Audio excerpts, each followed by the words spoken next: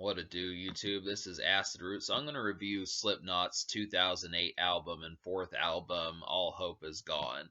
Now, this was basically a 4-year break after their Volume 3, the Subliminal Verses project. But I think basically all three of their first three albums before this had more of like a new metal kind of tinge to them, and some light or some other cases of like alternative metal. Just, you get the sing-songy hooks with like the rage and complete shrieking kind of songs. But this album kind of tries some new stuff. It does have a whopping 5 singles. I remember liking this album in the past. Just because it used to bug me back in the day that Slipknot's 1999 album only really had 2 singles and then the promotional single, and it was kind of the same thing with Iowa. But I do feel like by this point Slipknot was completely in their prime, and they managed to put out like a whopping 5 singles and be able to. Slipknot was completely in their prime, and they were able to put out a whopping 5 singles to be able to support this project. So it lasted for a while, basically from about mid 2008 to the fall of 2009. So it lasted for a good while. Had a lot of things about it, but the thing about it is, like Wikipedia says about this, it really does not have. I mean, the guitars are complete carnage and the drums are complete carnage on here, but the thing about it is that it's kind of tough to be able to discern as far as like the concept of it not being new metal, but there is kind of a groove metal kind of feel towards it, which I'm trying to think of like some groove metal bands. There's been a couple bands that have gone groove, and I don't remember who particularly. I don't want to say like I can't really think of groove metal bands. Like I want to say that like Sepultura did uh groove metal. I want to say that they also went in that direction. And yeah, I want to say that Sepultura kind of went in that direction, but I don't really remember too many other folks that kind of did that. It was kind of around that.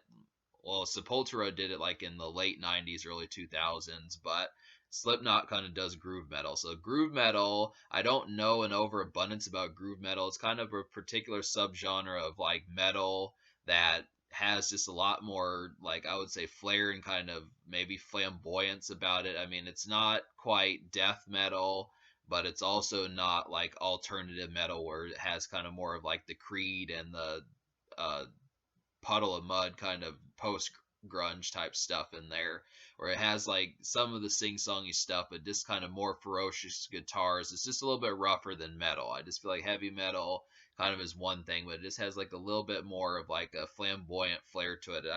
I don't know a terrible amount to be able to really discern it that well, but that's just kind of the concept. So, but it is decent. I mean, I definitely give Slipknot credit that all 5 of these singles really kick ass, and I was definitely proud of them. Really, Corey Taylor really knocked out these hooks. On top of that, like if you're a fan of like his Wait and Bleed hook, the first single off of Slipknot's 1999 album, a lot of these are more sing-songy than actual kind of like the shrieking ones and like the mosh pit songs, but he does have a couple of those also. I'm just very glad that there were 5 singles, so you could pick out the ones in particular, but they're all good in my opinion. So, but first single is All Hope Is Gone. This one really is probably the craziest single on here, just in terms of like the ferociousness of the instrumentation. I just would have to say it made sense that this was a lead single.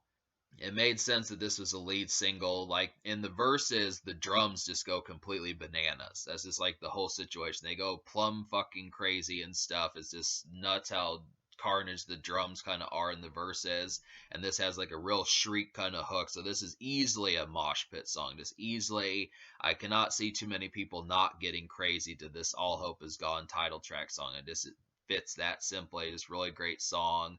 The second single is Psychosocial. And this one feels more like Spit It Out by Slipknot off of their 1999 album. I'm kind of listening to some of their earlier ones, but it's been a while since I've listened to Volume 3, the Subliminal Verses and stuff. But Psychosocial is a lot like Spit It Out from their 1999 album. This probably is the closest to like the new metal type sound that they had before, the old Slipknot, but has a real nice hook in there where he could have went with another shrieking kind of carnivorous kind of hook, but he went with a more Wait and Bleed type style that I think really kicked ass on there. So it's a nice, just real kind of carnivorous one on here. Just it keeps up the energy of All Hope Is Gone. Not quite as like insane with the drums, but still pretty great. I feel like this is a great 1-2 punch. All Hope Is Gone and Psychosocial really did great on Spotify. On Spotify, this is the most popular song on the album, so that should say something. Over 400 million plays. Dead Memories is the third single. This really is excellent one. This is one where it kind of carries it. Not quite as much of a mosh pit or get crunk kind of song, but this kind of has like a real kind of stadium feel and just power ballad in some cases. Just really kind of more ambient. It's metal and it definitely feels like metal, but it just kind of has like a little bit more ambience and kind of melody to it than the other previous two singles did.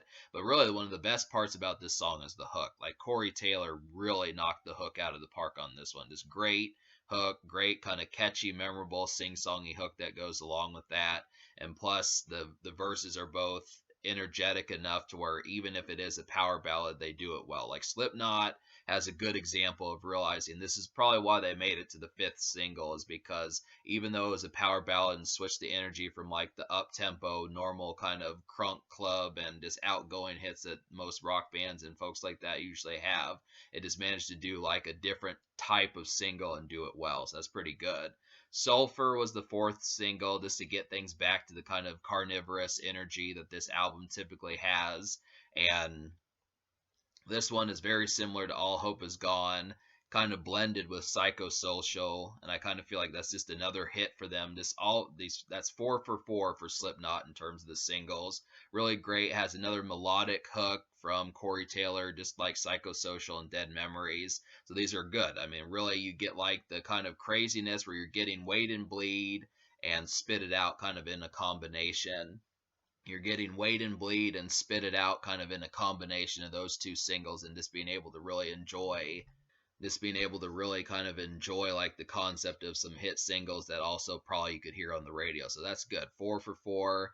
Maybe it's not as distinct in the chorus as Dead Memories and not quite as marketable a single as Psychosocial or as crazy as All Hope Is Gone, but it's not noticeable that Sulfur may be the probably the weakest of the five singles, but that's not saying much. I mean, they're all 8, 9, 10 out of 10 songs.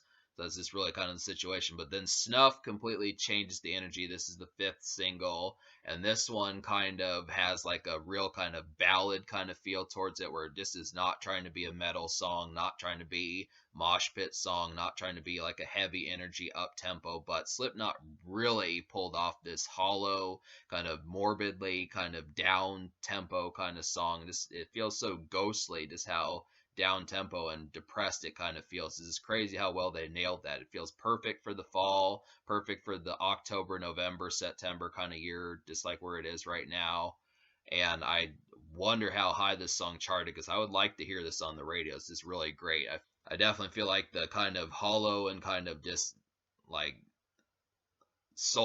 not sultry, but like glum kind of energy of this song just really happens to work extremely well. And this is kind of, I saw on Wikipedia where the Slipknot band had said that every album they said that they have to deal with like conflict as they make this. And I don't know the conflicts that was kind of going on around the creation of this album. The conflict, if this was a result of a song like Snuff and Dead Memories, really created a certain type of anguish that's just enjoyable and, you know, emitted to the masses in terms of being able to create some real haunting kind of songs. So it just did it extremely well. Unfortunately, with the rest of the album, I did not really take to water with this groove metal setting as much as I could have. I feel like there's a couple songs that are way too long on here, like this Gematria and Gehenna, and those are both over 6 minutes and felt pretty lengthy. I felt like Vendetta and Wherein Lies Continue just did not really carry the energy. I just feel like, I mean, Slipknot knocked out 5 singles and did it extremely well, but the concept, just even in a short 11-song album, for some reason, it just is really severely lacking on like album cuts.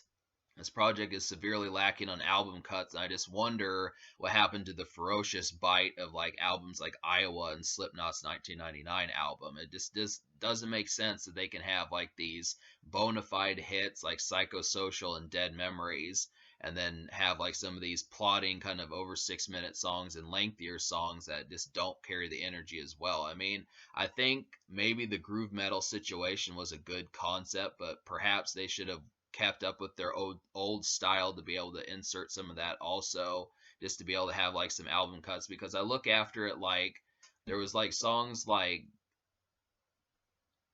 I'm gonna go back and see what one of these from 1999 was, but there was like one like a just rock solid album cut like Liberate, just the overall great excellent riff from Liberate off of their 1999 album. There's just no song like Liberate that just is a song that you go back to. In some cases I feel like this, because this is kind of a compact album and it has 5 singles, you may think, well, why does Slipknot need to have that many further album cuts? But it is kind of a Swiss cheese kind of project, kind of dicey, just because it just, even though it has singles that you probably heard, 5 anchored singles that you probably heard on the radio, it really does not have the backing album cuts. And I just feel like a song like Psychosocial, that should have been easy to a song like Psychosocial, that should have been easy to replicate. And definitely another song like Sulfur on there. The closest thing that we get to that, where that energy kind of carries through, is This Cold Black.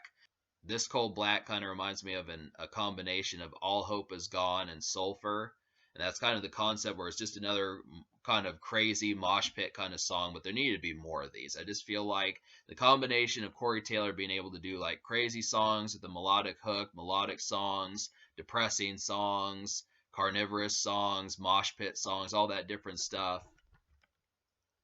I kind of feel like the outlet for getting that available on these 11 songs was just not quite as channeled as it needed to be. And it was in the singles, but the rest of the album cuts just kind of is like, I really kind of felt like, I mean, I don't know the concept of like how many back to back.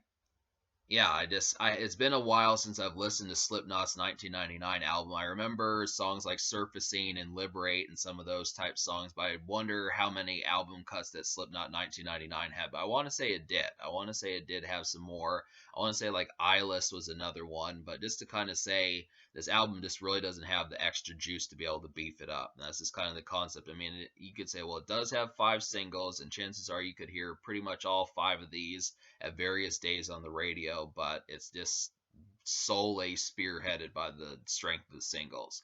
And keep in mind that some of these are really strong. I mean, that's the thing. If you think, I don't remember if these hit #1 on the rock charts, but if they did, it's kind of like, well, you're getting 5 #1s on here, or 5 top 5 rock hits, but the rest of the album is lacking. And this is kind of the thing. It's just kind of, which is unfortunate, but what it's not to the point where it's gonna severely crux the project just because there's only 11 songs. It's really only me liking 6 songs out of 11. That's really only 5 songs that I didn't enjoy, but I would have preferred at least to like 1 or 2 or even 3 more hits.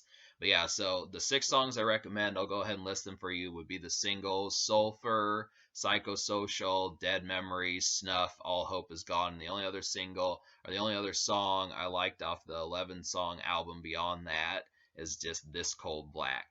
And Execute, I didn't really appreciate that as like a intro. It just took too long to get started, and then it just had like, some yelling, screaming, that type of stuff. Just wasn't quite as interesting as it probably could have been. Could have probably had something that could have made it more shrill.